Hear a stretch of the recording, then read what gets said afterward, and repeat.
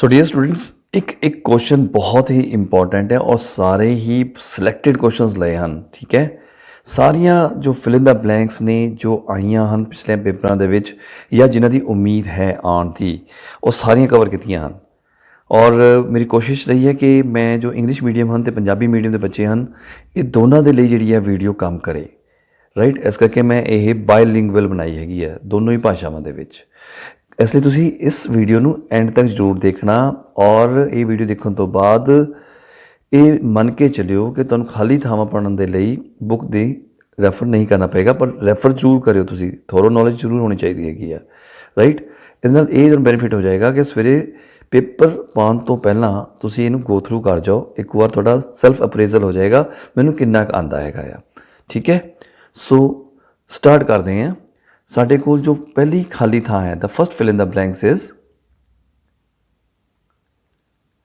Spoiled seeds start dash on the water ਜਿਹੜਾ ਖਰਾਬ ਬੀਜ ਹੈ ਪਾਣੀ ਦੇ ਉੱਪਰ ਤੈਰਨਾ ਸ਼ੁਰੂ ਕਰ ਦਿੰਦਾ ਆ ਇਹ ਉਹਦੀ ਪਛਾਣ ਆ ਸੋ ਦਾ ਸਪੋਇਲਡ ਸੀਡਸ ਸਟਾਰਟ ਫਲੋਟਿੰਗ ਦੇ start floating on the water ਖਰਾਬ ਬੀਜ ਪਾਣੀ ਦੇ ਉੱਪਰ ਤੈਰਨਾ ਸ਼ੁਰੂ ਕਰ ਦਿੰਦਾ ਹੈ ਤੈਰਨਾ ਅਗਲਾ ਪ੍ਰਸ਼ਨ ਸਾਡੇ ਕੋਲ ਹੈ microorganisms can be seen with the help of ਸੂਖਮ ਜੀਵ ਕਿਸ ਦੀ ਸਹਾਇਤਾ ਨਾਲ ਵੇਖੇ ਜਾ ਸਕਦੇ ਹਨ ਸਾਨੂੰ ਪਤਾ ਨਾ ਸੂਖਮ ਜੀਵ ਬਹੁਤ ਮਹੀਨ ਹੁੰਦੇ ਹਨ ਬਹੁਤ ਮਾਈਨਿਊਟ ਹੁੰਦੇ ਹਨ right they can't be seen with the naked eyes ਤਾਂ ਉਹਨਾਂ ਨੂੰ ਦੇਖਣ ਵਾਸਤੇ ਸਾਨੂੰ ਕਿਹਦੀ ਹੈਲਪ ਲੈਣੀ ਪੈਂਦੀ ਹੈ ਮਾਈਕਰੋਸਕੋਪ ਦੀ ਸੋ ਮਾਈਕਰੋਸਕੋਪ ਇੱਥੇ ਪੰਜਾਬੀ ਦੇ ਵਿੱਚ ਸੋਈ ਸੂਖਮਦਰਸ਼ੀ ਲਿਖ ਲਓ ਸੂਖਮਦਰਸ਼ੀ right next dash and dash are fossil fuels ਪਥਰਾਟੀ ਬਾਲਣ ਕਿਹੜੇ ਹਨ ਪਥਰਾਟੀ ਬਾਲਣ ਇਹਦਾ ਚੈਪਟਰ ਤਾਂ ਆਪਾਂ ਪੜ੍ਹਿਆ ਹੈ ਕੋਲ and petroleum so coal and petroleum are the fossil fuels coal ਤੇ ਪੈਟਰੋਲੀਅਮ ਰਾਈਟ ਕੋਲਾ ਅਤੇ ਪੈਟਰੋਲੀਅਮ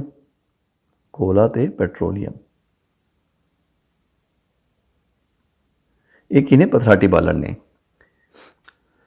ਨੈਕਸਟ ਸਾਡੇ ਕੋਲ ਔਨ ਬਰਨਿੰਗ ਵੁੱਡ ਐਂਡ ਕੋਲ ਏਅਰ ਇਜ਼ ਕੀ ਹੁੰਦੀ ਹੈ ਏਅਰ ਗੈਟਸ ਪੋਲਿਊਟਿਡ ਏਰੀਆ ਇਹ ਜਿਹੜੀ ਏਅਰ ਹੈ ਹਵਾ ਦਾ ਪ੍ਰਦੂਸ਼ਣ ਹੁੰਦਾ ਹੈ ਸੋ ਪ੍ਰਦੂਸ਼ਣ ਹੁੰਦਾ ਹੈ ਹਵਾ ਦਾ ਪ੍ਰਦੂਸ਼ਣ ਹੁੰਦਾ ਹੈ the air gets polluted so air pollution is caused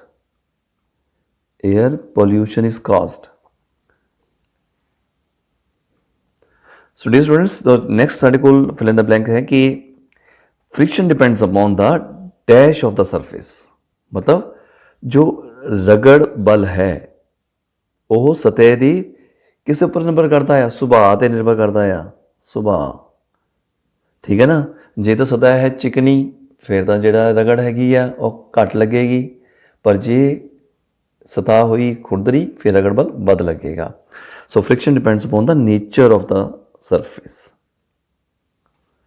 next ਹੈ ਅਮੀਬਾ ਹੈਜ਼ ਡੈਸ਼ ਸ਼ੇਪ ਜੋ ਅਮੀਬਾ ਦੀ ਸ਼ੇਪ ਜਿਹੜੀ ਹੈਗੀ ਆ ਉਹ ਇਰਰੈਗੂਲਰ ਹੁੰਦੀ ਹੈਗੀ ਆ ਇਰਰੈਗੂਲਰ ਸ਼ੇਪ ਇਸ ਟਾਈਪ ਦੀ ਹੁੰਦੀ ਆ ਹੈ ਨਾ ਇਸ ਟਾਈਪ ਦੀ ਹੁੰਦੀ ਨਾ ਇਹ ਕੀ ਹੈ ਇਰਰੈਗੂਲਰ ਸ਼ੇਪ ਆ ਇਰਰੈਗੂਲਰ ਅਨਿਯਮਿਤ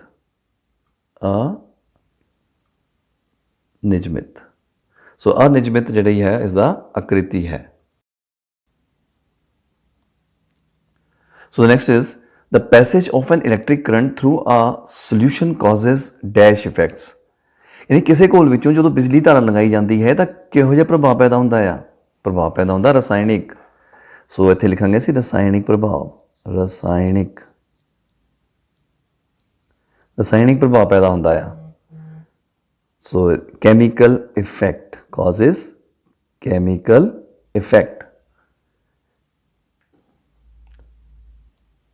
so next the planet which is farthest from the sun is ਸੂਰਜ ਤੋਂ ਸਭ ਤੋਂ ਵੱਧ ਦੂਰੀ ਵਾਲਾ ਗ੍ਰਹਿ ਕਿਹੜਾ ਹੈ ਨੈਪਚੂਨ ਸੋ ਇੱਥੇ ਅਸੀਂ ਲਿਖਾਂਗੇ ਨੈਪਚੂਨ ਨੈਪਚੂਨ। ਰਾਈਟ ਬੇਟਾ। ਨੈਕਸਟ ਹੈ ਆਪਣੇ ਕੋਲ the sprinkling of powder on the carrom board dash friction. So carrom board ਤੇ ਪਾਊਡਰ ਛਿੜਕਣ ਨਾਲ ਰਗੜ ਘਟਦੀ ਹੈ ਵੱਧਦੀ ਆ? ਰਗੜ ਘਟਦੀ ਆ, ਘੱਟ ਹੋ ਜਾਂਦੀ ਹੈ, decreases. So friction of a powder on the sprinkling of the powder on the carom board decreases the friction. Next है most liquids that conduct the electricity are solutions of acid, bases and salts. ठीक है। सो बिजली धारा ਜਿਹੜਾ ਹੈ ਉਸ ਨੂੰ ਮਤਲਬ ਵਗਣ ਵਾਸਤੇ ਉਹਦੇ ਫਲੋ ਵਾਸਤੇ ਸਾਨੂੰ ਜਿਹੜਾ ਦਰਵ ਹੈਗਾ ਆ ਉਹਦੇ ਵਿੱਚ ਕੀ ਹੋਣਾ ਚਾਹੀਦਾ ਹੈ? ਅਮਲ, ਖਾਰ ਤੇ ਲੂਣ ਹੋਣੇ ਜ਼ਰੂਰੀ ਹਨ। ਸੋ ਇੱਥੇ ਚੈਲੰਜ ਦੀ ਜਗ੍ਹਾ ਤੁਸੀਂ ਲਿਖੋ ਚਾਲਨ। ਸੋ ਬਿਜਲੀ ਚਾਲਨ ਕਰਨ ਵਾਲੇ ਵਧੇਰੇ ਦਰਵ ਅਮਲ, ਖਾਰ ਅਤੇ ਲੂਣ ਦੇ ਕੋਲ ਹੁੰਦੇ ਹਨ। If you pass current through a copper sulfate solution, copper gets deposited on the plate connected to dash terminal of the battery. ਜੇ ਕਾਪਰ ਸਲਫੇਟ ਦੇ ਘੋਲ ਵਿੱਚ ਬਿਜਲੀ ਧਾਰਾ ਲੰਘਾਈ ਜਾਵੇ ਤਾਂ ਕਾਪਰ ਬੈਟਰੀ ਦੇ ਕਿਸ ਟਰਮੀਨਲ ਨਾਲ ਜੁੜੀ ਪਲੇਟ ਉੱਤੇ ਜੰਮਦਾ ਹੈ? ਸੋ ਜੇ ਕਾਪਰ ਸਲਫੇਟ ਦੇ ਘੋਲ ਵਿੱਚ ਬਿਜਲੀ ਧਾਰਾ ਲੰਘਾਈ ਜਾਵੇ ਤਾਂ ਕਾਪਰ ਬੈਟਰੀ ਦੇ ਰਿਣ ਟਰਮੀਨਲ ਤੇ ਦੀ ਜੁੜੀ ਪਲੇਟ ਉੱਤੇ ਜੰਮਦਾ ਹੈ।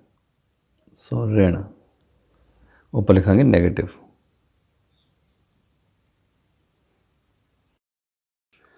ਸੋ ਡੀਅਰ ਸਟੂਡੈਂਟ, ਸਾਡੇ ਕੋਲ ਫਿਲ ਇਨ ਦਾ ਬਲੈਂਕਸ ਨਾਲ ਸੰਬੰਧਿਤ ਜੋ ਫਸਟ ਬਲੈਂਕ ਹੈ ਉਹ ਹੈ ਕਿ metals they react with acids to produce ਵਾਟ?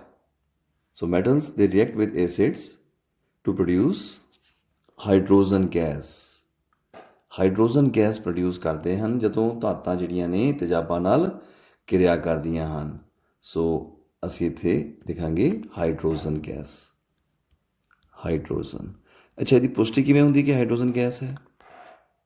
ਦੇਖੋ, ਜਦੋਂ ਹਾਈਡਰੋਜਨ ਗੈਸ ਦੇ ਨੇੜੇ ਅਸੀਂ ਬਲਦੀ ਹੋਈ ਮੋਮਬੱਤੀ ਲੈ ਕੇ ਆਉਂਦੇ ਹਾਂ, ਬਰਨਿੰਗ ਕੈਂਡਲ, ਤਾਂ ਉਹ ਹੁੰਦੀ ਕੀ ਹੈ? ਇਹ ਪੌਪ ਦੀ ਸਾਊਂਡ ਦੇ ਨਾਲ ਉਹ ਕੈਂਡਲ ਜਿਹੜੀ ਆ ਉਹ ਬੁਝ ਜਾਂਦੀ ਹੈ। ਪੌਪ ਦੀ ਸਾਊਂਡ ਹੁੰਦੀ ਹੈਗੀ ਆ। ਠੀਕ ਹੈ। ਸੋ ਨੈਕਸਟ ਹੈ ਸਾਡੇ ਕੋਲ the first step before growing crops dash of the soil. ਸਭ ਤੋਂ ਪਹਿਲਾ ਸਟੈਪ ਸਾਡਾ ਕੀ ਹੁੰਦਾ ਹੈ ਜਦੋਂ ਅਸੀਂ ਫਸਲ ਬੀਜਣੀ ਹੈ ਤਾਂ? ਸੋ ਸਭ ਤੋਂ ਪਹਿਲਾ ਸਟੈਪ ਹੁੰਦਾ ਹੈ ਮਿੱਟੀ ਦੀ ਤਿਆਰੀ। ਸੋ ਪ੍ਰੈਪਰੇਸ਼ਨ ਆਫ ਸੋਇਲ। ਸੋ ਇੱਥੇ ਆਏਗਾ preparation of soil. So preparation of soil. Fire produced by oil cannot be controlled by. ਦੇਖੋ, ਤੇਲ ਕਾਰਨ ਲੱਗੀ ਅੱਗ ਨੂੰ ਕਾਬੂ ਨਹੀਂ ਪਾਇਆ ਜਾ ਸਕਦਾ। ਕਿਸ ਨਾਲ? ਪਾਣੀ ਨਾਲ, ਵਾਟਰ। ਠੀਕ ਹੈ ਜੀ, ਇਸ ਨੂੰ ਅਸੀਂ ਵਾਟਰ ਲਿਖ ਦਿੰਦੇ ਹਾਂ। ਸੋ ਵਾਟਰ, ਪਾਣੀ ਦੇ ਨਾਲ। ਜੇ ਤੇਲ ਨਾਲ ਅੱਗ ਲੱਗੀ ਹੋਈ ਹੈ ਤਾਂ ਪਾਣੀ ਨਾਲ ਕਾਬੂ ਨਹੀਂ ਕੀਤੀ ਜਾ ਸਕਦੀ। ਠੀਕ ਹੈ। So species found only in a particular area are known as. So ਕਿਸੇ ਖਾਸ ਥਾਂ 'ਤੇ ਪਾਈ ਜਾਣ ਵਾਲੀਆਂ ਜਾਤੀਆਂ ਨੂੰ ਵਿਸ਼ੇਸ਼ ਜਾਤੀ ਕਹਿੰਦੇ, ਵਿਸ਼ੇਸ਼ ਖੇਤਰੀ ਕਹਿੰਦੇ ਆਪਾਂ। ਠੀਕ ਹੈ। ਅਤੇ ਇੰਗਲਿਸ਼ ਦੇ ਵਿੱਚ ਅਸੀਂ ਕਹਿੰਦੇ ਹੈਗੇ endemic species. Endemic species. So endemic species, Punjabi 'ਚ ਵਿਸ਼ੇਸ਼ ਖੇਤਰੀ। ਵਿਸ਼ੇਸ਼ ਖੇਤਰੀ। ਨੈਕਸਟ ਸਾਡੇ ਕੋਲ ਹੈ the north pole of the magnet dash the north pole of another magnet. So ਕਿਸੇ ਵੀ ਚੁੰਬਕ ਦਾ ਉੱਤਰੀ ਧਰੁਵ ਦੂਜੇ ਚੁੰਬਕ ਦੇ ਉੱਤਰੀ ਧਰੁਵ ਨੂੰ ਕੀ ਕਰਦਾ ਆ? ਉਸਨੂੰ ਪ੍ਰਤੀਕਰਸ਼ਿਤ ਕਰਦਾ ਆ। ਪ੍ਰਤੀਕਰਸ਼ਿਤ। ਪ੍ਰਤੀਕਰਸ਼ਿਤ ਕਰਦਾ ਹੈ, ਮਤਲਬ ਰਿਪੈਲ ਕਰਦਾ ਆ। The north pole of the magnet repels the north pole of another magnet. ਠੀਕ ਹੈ। Next is friction produces what. ਰਗੜ ਨਾਲ ਕੀ ਪੈਦਾ ਹੁੰਦਾ ਬਈ ਪਿਆਰੇ ਬੱਚਿਓ, ਰਗੜ ਨਾਲ ਕੀ ਪੈਦਾ ਹੁੰਦੀ? ਗਰਮੀ ਪੈਦਾ ਹੁੰਦੀ, ਹੀਟ ਪੈਦਾ ਹੁੰਦੀ ਹੈਗੀ ਹੈ ਨਾ। ਹੀਟ ਕੀ ਹੈ? ਊਰਜਾ ਦਾ ਇੱਕ ਰੂਪ ਹੈ। So friction produces heat energy, heat energy.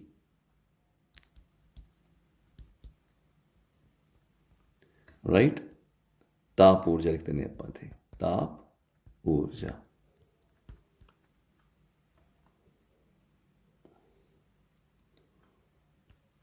Next is loudness is determined by the dash vibration.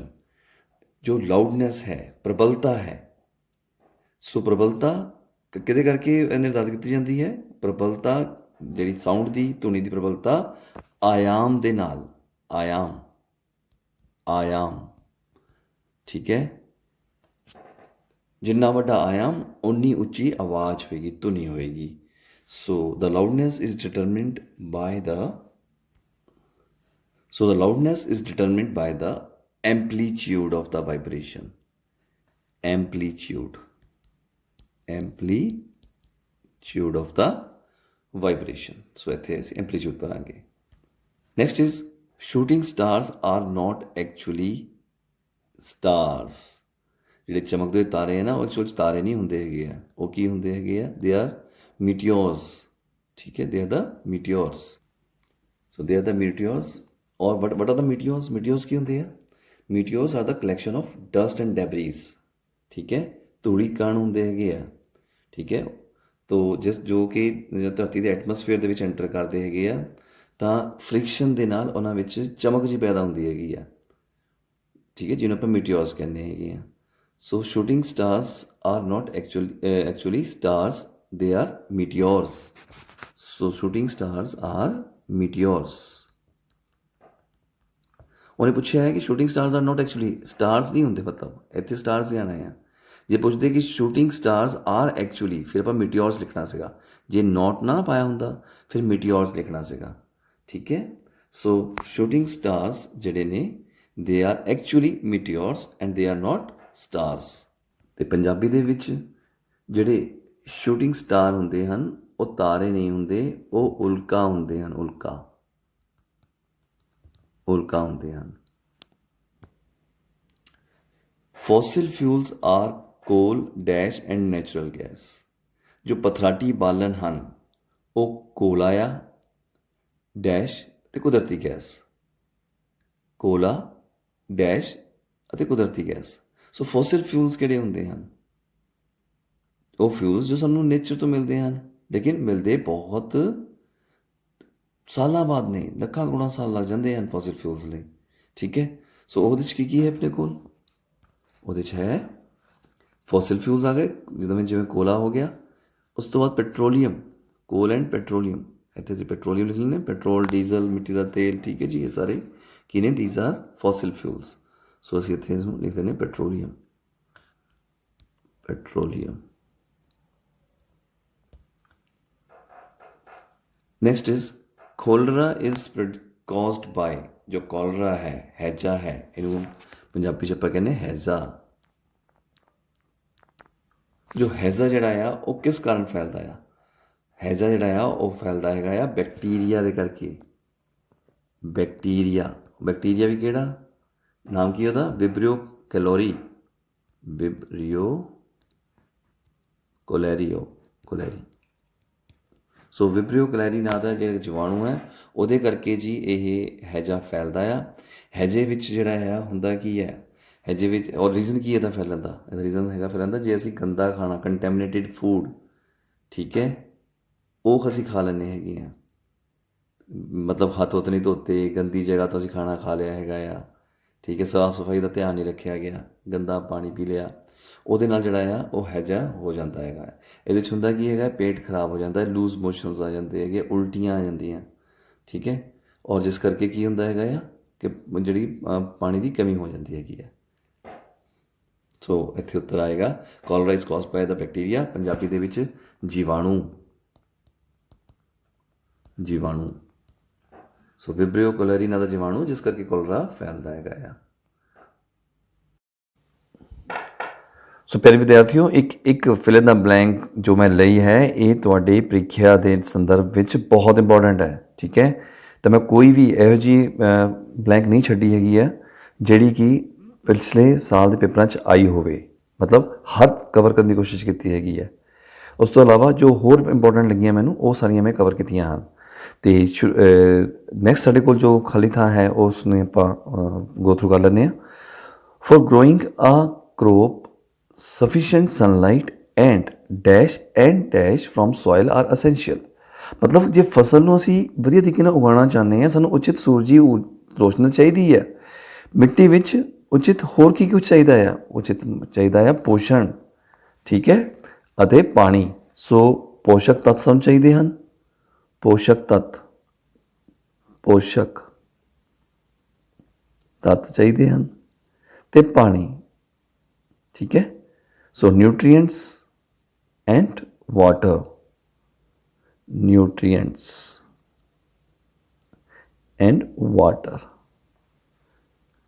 Next ਹੈ ਸਾਡੇ ਕੋਲ alcohol is produced with the help of. Alcohol dash ਦੀ ਸਹਾਇਤਾ ਨਾਲ ਪੈਦਾ ਹੁੰਦਾ ਹੈ। ਕਿਹਦੀ ਸਹਾਇਤਾ ਨਾਲ ਪੈਦਾ ਹੁੰਦਾ ਹੈਗਾ ਆ?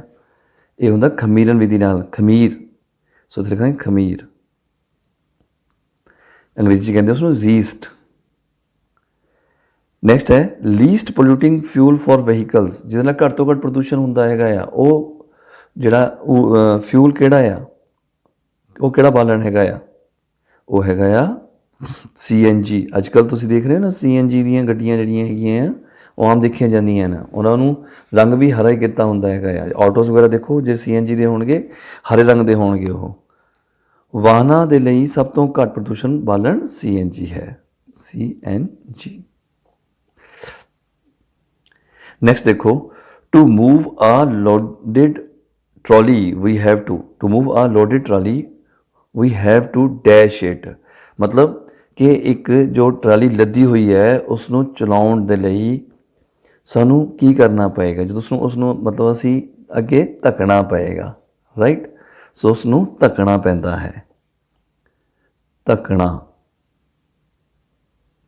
ਹੈ, we need to push it. ਠੀਕ ਹੈ ਜੀ, ਸਾਨੂੰ ਉਸ ਨੂੰ ਪੁਸ਼ ਕਰਨਾ ਪੈਂਦਾ। ਸੋ ਅੱਛਾ ਆ ਜਾਏਗਾ ਪੁਸ਼।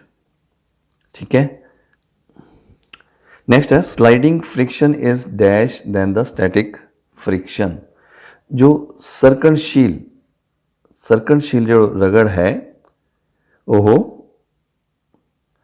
ਡੈਸ਼ ਨਾਲੋਂ ਘੱਟ ਹੁੰਦੀ ਹੈ ਜਾਂ ਵੱਧ ਹੁੰਦੀ ਹੈ? ਰਗੜ ਨਾਲੋਂ ਡੈਸ਼ ਹੁੰਦੀ ਹੈ। So sliding friction is dash than static friction.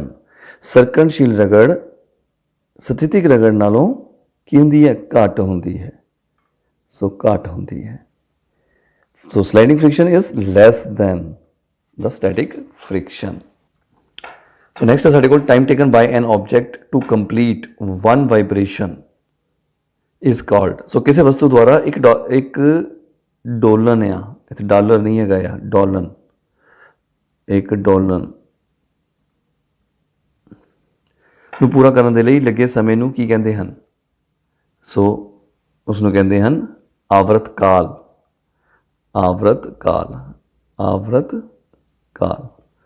So time period.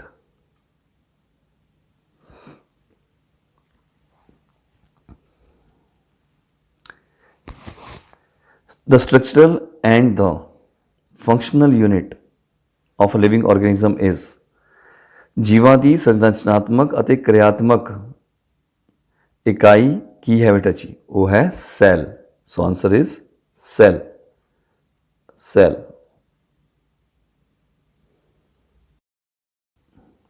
So dear students, ਸਾਰੇ ਹੀ ਜੋ ਮੈਂ ਬਲੈਂਕ ਸੰਬੰਧੀ ਪ੍ਰਸ਼ਨ ਲਏ ਹਨ ਇਹ ਬਹੁਤ ਇੰਪੋਰਟੈਂਟ ਨੇ। ਠੀਕ ਹੈ, ਔਰ ਐਨੂਅਲ ਐਗਜ਼ਾਮਸ ਦੇ ਕੰਟੈਕਸਟ ਦੇ ਵਿੱਚ ਬਹੁਤ ਇੰਪੋਰਟੈਂਟ ਨੇ। ਕੋਈ ਵੀ ਕੁਐਸਚਨ ਮਿਸ ਨਹੀਂ ਕਰਨਾ ਹੈਗਾ ਆ। ਸੋ ਸਾਡੇ ਕੋਲ ਜੋ ਨੈਕਸਟ ਬਲੈਂਕ ਹੈ ਉਹ ਇਹ ਹੈ ਕਿ the same kind of plants are cultivated on the large scale at a place is called. ਇੱਕੋ ਹੀ ਕਿਸਮ ਦੇ ਇੱਕੋ ਥਾਂ 'ਤੇ ਵੱਡੇ ਪੱਧਰ 'ਤੇ ਜਦੋਂ ਅਸੀਂ ਪੌਦਿਆਂ ਨੂੰ ਉਗਾਉਂਦੇ ਹਾਂ ਉਸਨੂੰ ਕੀ ਕਹਿੰਦੇ ਹਨ? ਉਸਨੂੰ ਕਹਿੰਦੇ ਹਨ ਫਸਲ। ਸੋ ਇੱਥੇ ਅਸੀਂ ਲਿਖਾਂਗੇ ਫਸਲ। ਠੀਕ ਹੈ, ਤਾਂ ਸੇਮ ਕਾਈਂਡ ਆਫ ਇੱਥੇ ਲਿਖਾਂਗੇ ਕਰੋਪ ਇੰਗਲਿਸ਼ ਦੇ ਵਿੱਚ। ਠੀਕ ਹੈ, ਨੈਕਸਟ ਕੁਐਸਚਨ ਹੈ ਸਾਡੇ ਕੋਲ ਜਾਂ ਖਾਲੀ ਥਾਂ ਹੈ, microorganisms can be seen with the help of, microorganism ਮਤਲਬ ਸੂਖਮ ਜੀਵ, ਸੂਖਮ ਜੀਵ ਮਤਲਬ ਇੰਨੇ ਮਹੀਨ ਜਿਹਨੂੰ ਕਿ ਆਪਾਂ ਨੇਕਡ ਆਈਜ਼ ਨਾਲ, which can't be seen with the help of our eyes, with the naked eyes ਅਸੀਂ ਨਹੀਂ ਦੇਖ ਸਕਦੇ, ਨੰਗੀਆਂ ਅੱਖਾਂ ਨਾਲ ਨਹੀਂ ਦੇਖ ਸਕਦੇ। ਉਹਨਾਂ ਨੂੰ ਅਸੀਂ ਕਿਹਦੇ ਨਾਲ ਦੇਖਦੇ ਹਾਂ? ਉਹਨਾਂ ਨੂੰ ਦੇਖਦੇ ਹਾਂ ਅਸੀਂ ਮਾਈਕਰੋਸਕੋਪ ਦੇ ਨਾਲ। ਸੋ ਮਾਈਕਰੋਸਕੋਪ, ਮਾਈਕਰੋਸਕੋਪ ਨਾਲ ਦੇਖਦੇ ਹੈਗੇ ਆ। ਸੋ ਮਾਈਕਰੋਸਕੋਪ ਅੰਗਰੇਜ਼ੀ ਵਿੱਚ ਵੀ ਲਿਖ ਦਿੰਦੇ ਹਾਂ ਅਸੀਂ, ਅੰਗਰੇਜ਼ੀ 'ਚ ਲਿਖ ਦਿੱਤਾ, ਪੰਜਾਬੀ 'ਚ ਲਿਖ ਦਿੱਤਾ ਆ, ਰਾਈਟ। ਨੈਕਸਟ ਹੈ ਸਾਡੇ ਕੋਲ, ਨੈਕਸਟ ਹੈ ਫੋਸਫੋਰਸ। ਇੱਥੇ ਫੋਰੈਸਟ ਨਹੀਂ ਹੈਗਾ ਆ, ਇਹਨੂੰ ਕੱਟ ਕੇ ਲਿਖ ਦਿੰਦੇ ਹਾਂ ਅਸੀਂ phosphorus. So phosphorus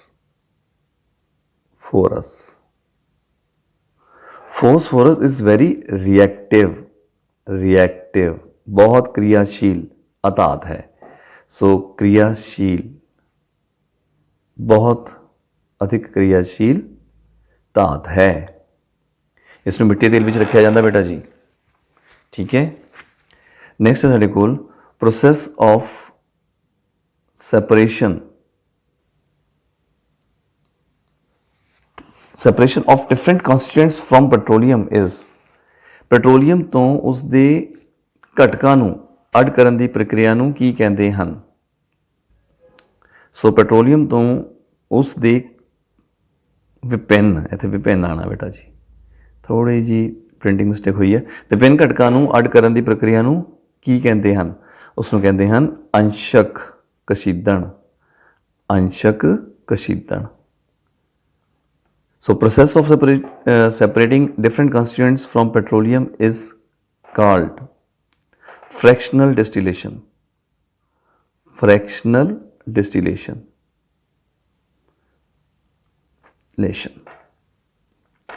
So next is liquid fuel used by human is. So ਘਰਾਂ ਵਿੱਚ ਵਰਤਿਆ ਜਾਣ ਵਾਲਾ ਉਹ ਤਰਲ ਬਾਲਣ, ਉਹ ਤਰਲ ਬਾਲਣ ਕਿਹੜਾ ਹੈ? So liquid fuel which is used by human is LPG, LPG, ठीक है। सो घरां विच वरते जाने वाला तरल बालन है LPG। Next is migratory birds fly to far away places because of, हाँ जी, ਜਿਹੜੇ ਪ੍ਰਵਾਸੀ ਪੰਛੀ ਨੇ ਉਹ ਦੂਰ ਦਰਾਡੇ ਖੇਤਰਾਂ ਵਿੱਚ ਕਿਸ ਕਰਕੇ ਪ੍ਰਵਾਸ ਕਰਦੇ ਹਨ? ਉਹ ਕਰਦੇ ਹਨ ਕਿਉਂਕਿ ਉੱਥੇ परिवर्तन आया है। किहदे विच परिवर्तन आया? जलवायु दे विच। सो जलवायु की परिवर्तन करके वो प्रवास करते हैं because of climate changes. To draw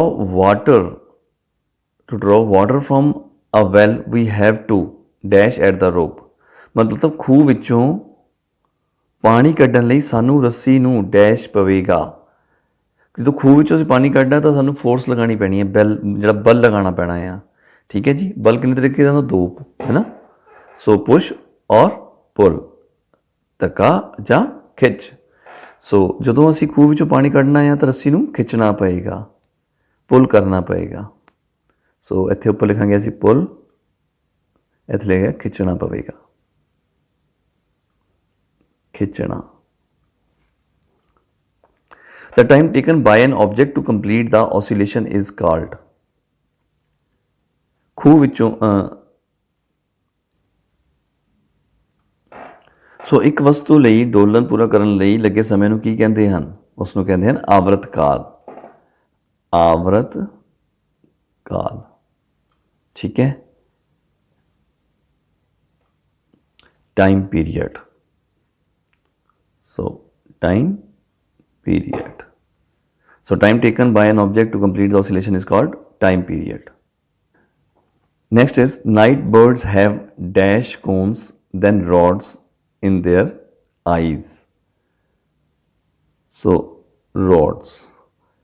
So night birds ਜਿਹੜੇ ਨੇ ਰਾਤ ਦ੍ਰਿਸ਼ਟੀ ਵਾਲੇ ਪੰਛੀਆਂ ਦੀਆਂ ਅੱਖਾਂ ਵਿੱਚ ਰੋਡਸ ਦੀ ਸੰਖਿਆ ਨਾਲੋਂ ਕੋਣਾਂ ਦੀ ਸੰਖਿਆ ਘੱਟ ਹੁੰਦੀ ਹੈ, ਵੱਧ ਹੁੰਦੀ ਹੈ? ਸੋ ਘੱਟ ਹੁੰਦੀ ਹੈ, ठीक है जी। ਜਿਹੜੇ ਕੋਨ ਨੇ ਨਾ ਉਹ ਸਾਨੂੰ ਕਲਰਫੁਲ ਦਿਖਾਲਦੇ, ਰੰਗੀਨ ਦਿਖਾਲਦੇ ਹੈਗੇ ਦੁਨੀਆ, ਠੀਕ ਹੈ। ਅਤੇ ਇਸ ਕਰਕੇ ਉਹਨਾਂ ਨੂੰ ਬਲੈਕ ਐਂਡ ਵਾਈਟ ਨਜ਼ਰ ਆਉਂਦਾ ਹੈਗਾ ਆ, ਇਸ ਲਈ ਉਹ ਰਾਤ ਨੂੰ ਵੀ ਦੇਖ ਸਕਦੇ ਹੈਗੇ ਆ। So night birds have less cones than rods in their eyes.